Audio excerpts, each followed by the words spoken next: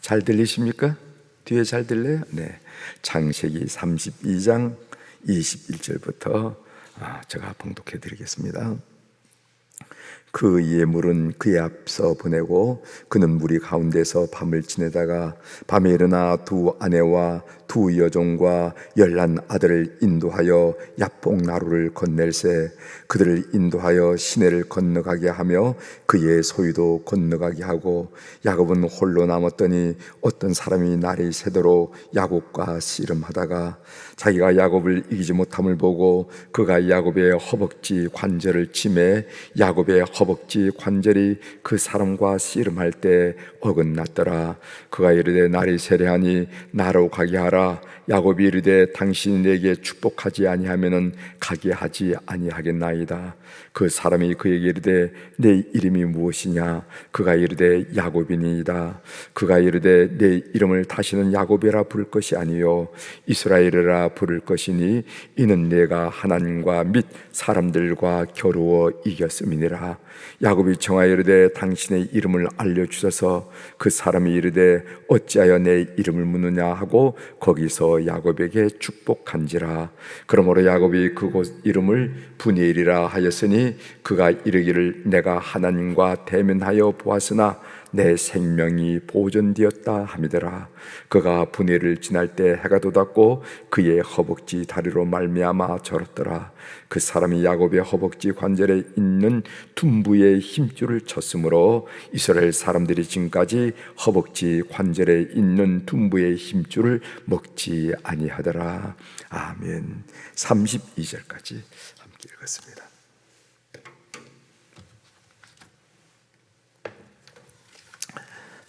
오늘 우리가 읽은 창세기 32장 하반장이죠. 하반장을 중심으로 주제를 하나님 없이는 못 삽니다. 이렇게 주제를 삼고 같이 말씀을 좀 나누려고 합니다. 하나님 없이는 못 삽니다. 여러분 그런 고백을 드리고 있죠? 그렇죠? 고개를 이렇게 끄덕끄덕 하시죠. 하나님 없이는 못 삽니다. 이제까지 그러니까 지난 토요일 그다음 주일까지 이 창세기가 계속 이어져 나오는데 그 이야기를 여러분들께 잠깐 말씀을 드리면서 오늘 이야기를 시작하겠습니다. 그래 여러분들이 전체가 어떻게 내용이 연결되는가 아실 것 같았어요. 우리가 창세기 31장에서 야곱과 애삼촌 라반은 언약을 맺잖아요. 언약을 맺습니다. 그러니까 야곱으로 볼 때는 과거의 일은 어느 정도 애삼촌 라반과의 문제는 어느 정도 해결됐다 이렇게 보면 되겠죠. 이제 창세기 32장 1절서부터 20절에는 야곱은 형 에서를 만날 걱정을 하고 있어요. 사실 애삼촌 라반의 문제는 야곱이 속임을 당했기 때문에 문제 해결이 수월했을지도 모릅니다. 당하는 입장이었으니까 수월했을지도 몰라요. 그러나 형 에서의 문제는 야곱이 형 에서를 속인 문제였기 때문에 문제 해결이 더 어려울 수도 있었을 것입니다. 오늘 이제 형 에서를 만나는 이런 과정을 쭉 보면은 야곱은 형 에서에게 사신을 보냅니다. 무슨 사실을 보냈나 하면은 애삼촌 라반의 집에 있던 동생 야곱이 이제 돌아온다 하는 그런 전가를 전하라 하는 그런 내용이죠. 창세기 31장 3절을 한번 읽어드리겠습니다. 가까운 장이니까 한번 보세요.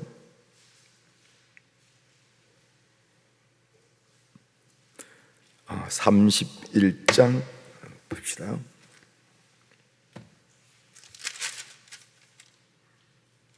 32장입니다.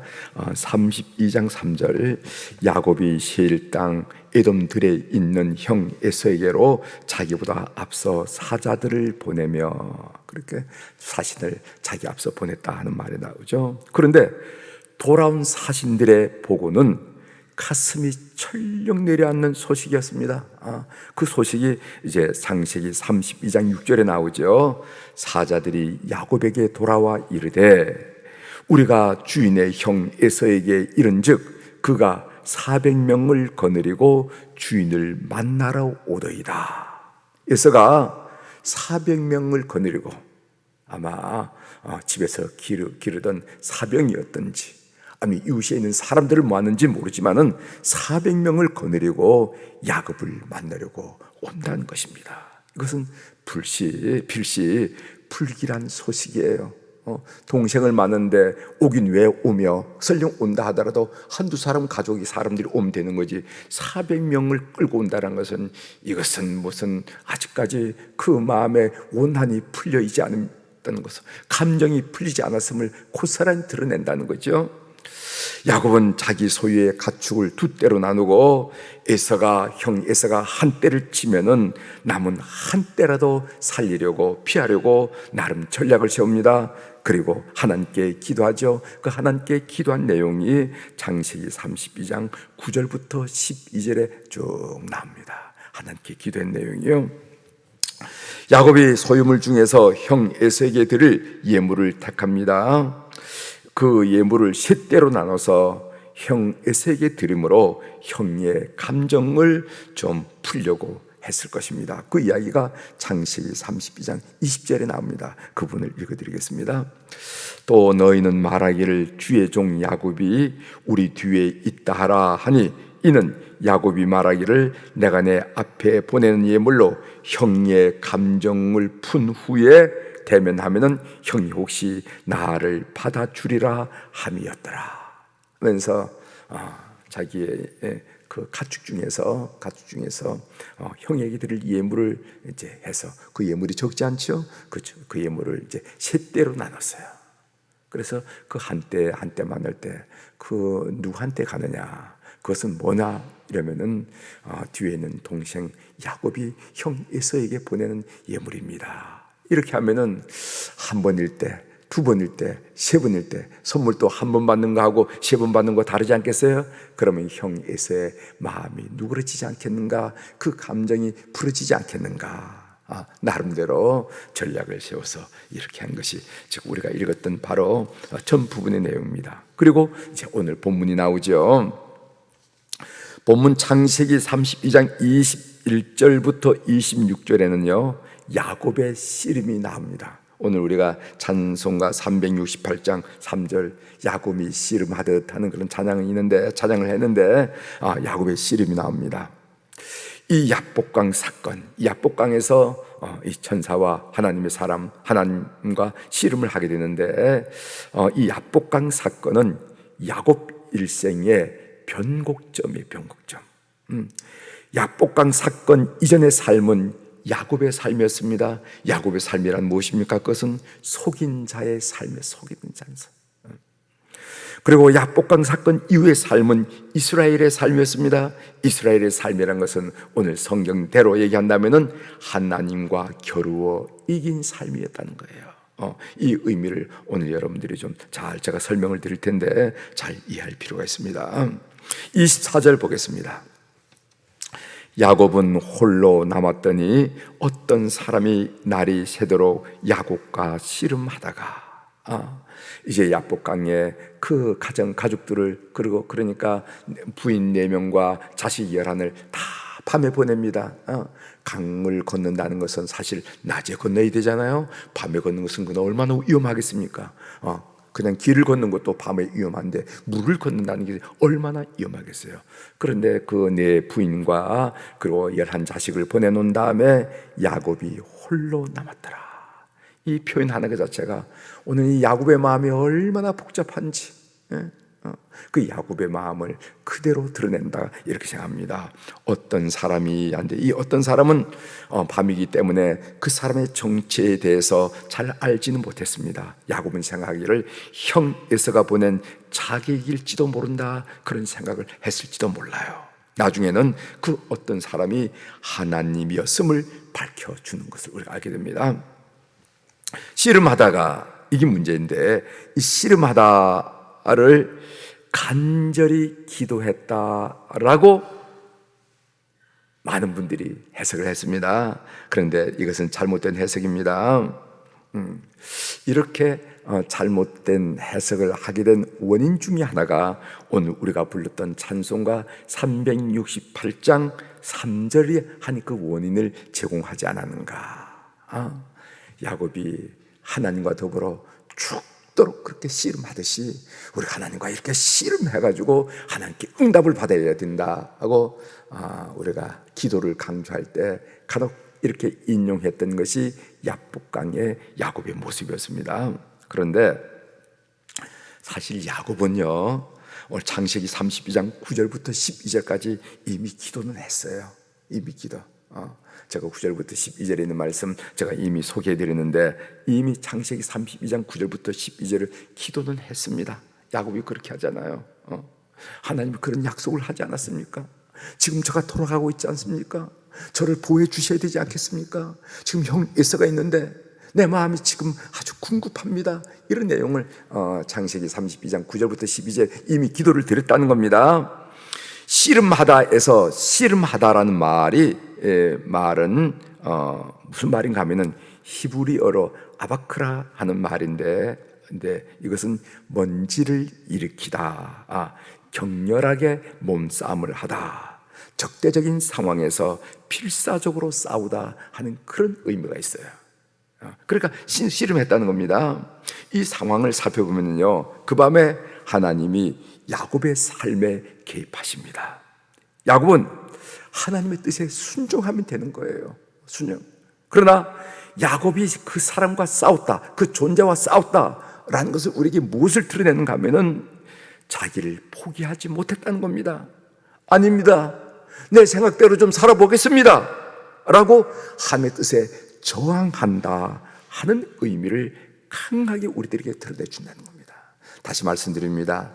이 씨름했다 하는 의미는 하나님께 간절히 마치 허벅지 관절이 부서지도록 간절히 기도했다라는 말이기보다는 사실은 하나님의 뜻과 내 뜻이 있는데, 하나님 뜻에 순종하면 되는데 하나님 뜻에 순종하지 않고 내 뜻대로 자기를 포기하지 못하는 겁니다. 하나님을 정하는 겁니다. 내 뜻대로 살겠습니다 하는 거기에 살아가는 어떤 영적 그런 상충, 갈등, 충돌 이런 것을 의미한다는 거죠. 그렇게 야곱이 계속 고집을 부리고 듣지 않으니까 25절에 사건이 일어나면 25절, 자기가 야곱을 이기지 못함을 보고 그가 야곱의 허벅지 관절을 치매. 여러분, 사람 이기지 못하는 하나님도 보셨어요? 이 표현이 재밌죠? 야곱을 이기지 못함을 보고, 그러니까 상황을 만들어서 하나님이 야곱을 굴복시키는 거예요. 야곱을 이기지 못함을 보고 그가 야곱의 허벅지 관절을 치매 야곱의 허벅지 관절이 그 사람과 씨름할 때 어긋났더라. 그러니까 순종하지 않은 야곱을, 순종하지 않은 야곱 상태로는 하나님의 도구가 될 수 없기 때문에, 하나님의 축복의 도구가 될 수 없기 때문에, 하나님의 언약의 그릇이 될 수 없기 때문에, 계약의 계승자가 될 수 없기 때문에 이걸 하나님이 의도적으로 야곱을, 순종하지 야곱을 쳐버립니다. 여러분, 우리가 이제 물에 빠진 사람을 구출하려면 어떻게 돼야 되는가, 이런 얘기를 가끔씩 듣잖아요. 물에 빠진 사람은요, 지푸라기를 잡으려고 하는 그런 마지막, 그러니까 어떻게 하냐면은 사람이 자기를 구하러 오면은요, 그 사람에게 그냥 꽉 매달려 가지고 그 사람이 헤엄도 못 치고 해서 같이 죽게 만든다는 거예요. 그래서 그럴 경우에는 어떻게 되는가, 그 사람을 어떻게 해가지고 물을 먹이든가 아니면 실신시키든가 하고 그 사람이 자기 자신을 포기하도록 만들어야 수용한 사람이 그 사람의 목을 끌고 오든지 몸을 끌고 와서 그렇게 살릴 수 있다는 겁니다. 자기가 힘이 있으면은 구조하러 들어간 사람조차도 죽는다는 거예요. 아마 이런 것을 상상하게 된다는 겁니다. 성도가 누리는 복은 싸워서 얻는 복이 아니라, 하나님과 결투해서 내 주장을 함으로 얻는 복이 아니라 순종해서 얻는 복임을 꼭 기억하시길 바랍니다. 순종해서. 성도가 누리는 복은 싸워서 얻는 복이 아니라 순종해서 얻는 복이다. 그 다음에 27절부터 29절에는요, 이름이 야곱에서 이스라엘로 바꾸는 내용이 나옵니다. 27절 한번 보겠습니다. 27절. 그 사람이 그에게 이르되 내 이름이 무엇이냐? 그가 이르되 야곱이니이다. 이렇게 말했습니다. 여러분, 이름을 묻는다는 것은 어떤 의미가 있냐면 내 존재, 내 삶의 내용이 무엇이냐 하는 것을 묻는 것이나 마찬가지예요. 내 이름이 무엇이냐? 너는 도대체 어떤 존재이니? 넌 지금 어떻게 살아왔어? 너의 지금 삶의 자리는 어디니? 라고 묻는 것이나 마찬가지입니다. 야곱이 대답합니다. 야곱입니다. 이 말은 아마 그렇게 물었을 때 야곱이 고개를 푹 떨어뜨리면서, 자기 고개를 떨어뜨리면서 속이는 자로 인생을 살아왔습니다. 사실은 사기꾼의 삶을 살았지요 하면서 자기의 이름을 고백하는 것을 보게 된다는 거죠. 28절 보겠습니다. 그가 이르되 내 이름을 다시는 야곱이라 부를 것이 아니요 이스라엘이라 부를 것이니 이는 내가 하나님과 및 사람들과 겨루어 이겼음이니라. 여러분, 이름을 바꾼다라는 것은 그의 존재를, 그의 삶의 내용을, 그의 삶의 목표를 바꿔준다는 말이나 마찬가지예요. 여기 이제 이스라엘이라, 이제 야곱이 이스라엘이라 이렇게 받고, 이스라엘은 지금 오늘 이스라엘 나라나 마찬가지예요. 그 민족의 정체성과 관계가 있는 그런 중요한 인물입니다. 이 이스라엘이라 뜻은 뭐냐면은 이 동사 사라엘인데, 사라라는 이 동사가 나와요. 이 사라란 말이 싸우다라는 그런 것이 의미가 있는데, 그렇게 얘기한다면 엘 하나님이죠. 하나님과 싸우다, 하나님과 겨루어 이기다, 이런 의미를 갖습니다. 그래서 오늘 성경은 하나님과 겨루어 이기다 하고 해석을 한 거예요. 사라. 그런데 이 구약 성경을 히라보로 번역한 70인역이라고 여러분들 혹시 들어본지 몰라요. 이 70인역에서는 이 동사 사라를 어떻게 번역했냐면 다스리다, 이렇게 다스리다. 그러니까 하나님이 다스리다, 하나님이 통치하시다. 그럼 이스라엘, 그러니까 하나님이 통치하시다, 그런 의미가 있습니다. 또 여러분, 구약학자 중에 유명한 폰라드라는 이 독일 학자가 있는데, 이 폰라드는요 이 이스라엘을 어떻게 해석했냐면은 하나님 없이는 못 삽니다, 이렇게 해석했어요. 하나님 없이는 못 삽니다. 이제껏 야곱은 자기 꾀로, 자기의 재능으로, 자기의 관계로, 자기의 판단으로, 자기의 경험으로 몸부림치듯이 살아왔다 이 말이지. 발부둥치듯이 살아왔다 이 말이지. 그런데 이 야복강 사건 이후로 이제는 하나님 없이는 못 삽니다, 이렇게 해석해야 된다라고 폰라드라는 학자는 얘기했습니다. 그러므로 야곱이 이스라엘이 되었다는 것은 하나님 없이는 못 삽니다. 하나님만 계시면 살 수가 있습니다. 난 지금 아무것도 없지만, 다 떠났지만, 양들도 떠났고 사랑하는 부인들도 떠났고 자식도 떠났고 그렇지만 이 야복강에 홀로 남았지만은, 그러나 하나님만 계시면 난 살 수가 있습니다 라는 믿음의 사람이 되었다 하는 그런 의미라는 것이죠. 이제까지 야곱은 하나님 없이 잘 살았습니다. 그 결과 열심히 산 것 같은데 그의 삶은 엉망이 되고 말았어요. 이제 30절부터 32절을 보면 분이엘 사건이 나오죠. 분이엘 31절 제가 읽어드리겠습니다. 그가 분이엘을 지날 때 그 자리를 분이엘이라, 하나님의 얼굴을 봤다 하는 의미로 분이엘이라 했는데, 분이엘을 지날 때 해가 돋았고 그의 허벅지 다리로 말미암아 절었더라. 여기 해가 돋았다 하는 것은 어둠이 지나고 새날이 밝았다는 말이 아니겠습니까? 그러니까 그 삶에 새로운 삶이 시작되었다 하는 의미를, 해가 돋았다 하는 의미가 강하게 나타내는 거죠. 절었더라. 이 절었다. 그러니까 허벅지를 다치면, 우리가 조금만 다쳐도 이렇게 절게 되는데, 절뚝거림, 이 야곱의 절뚝거림은 야곱에 있어서 하나님이 없이면 못 삽니다라는 신앙 고백의 흔적입니다. 우리가 인생을 살면서 이런 절음이 있어요. 사업이 망했다거나 뭐 이런 걸 저런 걸 경험하면서 자기의 신앙을 고백하는 그 흔적이 사람들에게는 다 있습니다. 그렇지 않아요?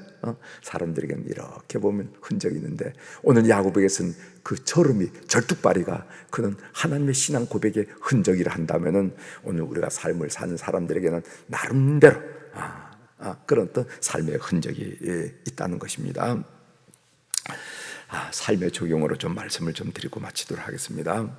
제가 어제 우리 온세대 예배를 드릴 때 우리 어린이들과 같이 드린 예배에서는 제가 말씀을 드렸지만은, 제가 지난 목요일 저녁에 우리 시골 친구들을 만났어요. 시골 친구들을. 그러니까 아주 초등학교, 시골의 자연불악에, 그 자연불악에 우리 그냥 고만고만한 친구들이 13명이, 그러니까 저희들이 말하자면 베이비붐 시대입니다. 그 자연불악에 13명이란 친구들이 있었어요. 그 불악의 이름이 갈고리라는데, 그 갈고리면은 갈은 갈대가 많았다 해서 갈대가 많은 골짜기라 해서 갈골, 그 골짜기의 친구들이 13명이 이렇게 했어요. 근데 그 친구들 분기마다 만납니다. 분기마다 이렇게 만나서 친구들이 저를 좋아해요.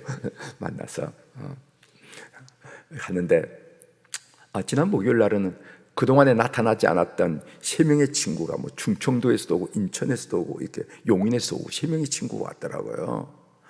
너무 반갑잖아요. 그러니까 다 마스크를 썼으니까 너무 반가워. 제가 마스크 좀 내려보라고 내가 마스크를 당겨봤더니까 얼굴 모습에 그 어릴 때 모습이 이렇게 다 있더라고.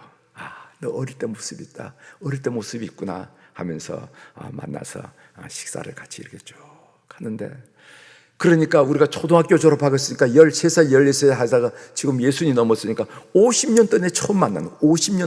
50년 만에 처음 만나는 거예요. 그런데 그 쭉 이렇게 얘기하면서 제가 얼굴을 이렇게 보니까 이 얼굴에 그 50년의 삶의 흔적이 다 있더라고요. 그 삶의 자국이 다 묻어 있어요. 참 속일 수도 없고 숨길 수도 없더라고요. 그 얼굴에 다 나타났다. 끝나고 나서 저희 곁에 와서 그 친구들이 김 목사 하면 자기 삶을 상담하고, 그 친구 중에 하나는 이렇게 이게 다리를 정말 문자 그대로 절뚝발이처럼 이렇게 절뚝. 너 왜 이렇게 몸이 이렇게 망가졌나 그랬더니까 그 얘기를 하는 얘기죠.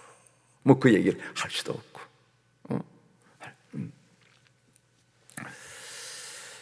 야곱처럼 이제까지 하나님 없이 살았던 그 삶의 흔적들이 그대로 나타난단 말이죠.